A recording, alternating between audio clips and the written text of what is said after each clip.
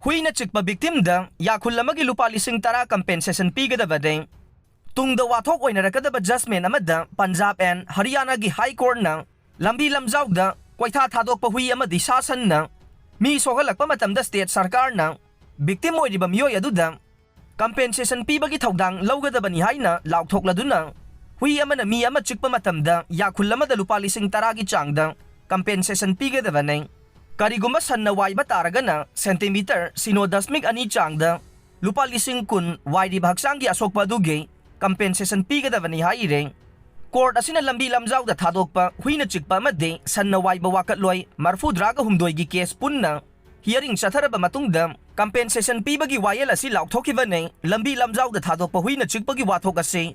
Waga Bakri T Group ki Executive Director Parag Desai ko basahi ni Fugani Pansudaba miyoi amaga October thada sikhibadaging nauna midyang thamba hengalakibane Desai asi huina tanarakpadage chienbada tusinduna makokta sokpadage brain hemorrhage brain da ichang batawduna sikhibane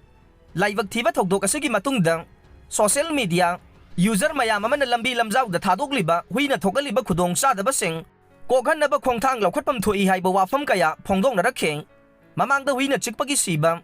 sokhiba case mayam ama laikhre madugi manungda angang su yaure masiga loinana sanna waibadagi mi sokpa kaya amasu yawi haina wakan narakhe wakat mayam asi Punjab and Haryana High Court na khanaraba matung asigumba sasan na sokhan bagi compensation state sarkar na pigadabani haiba wafam laukthorakibane asigumba compensation pinaba district amagi deputy commissioner na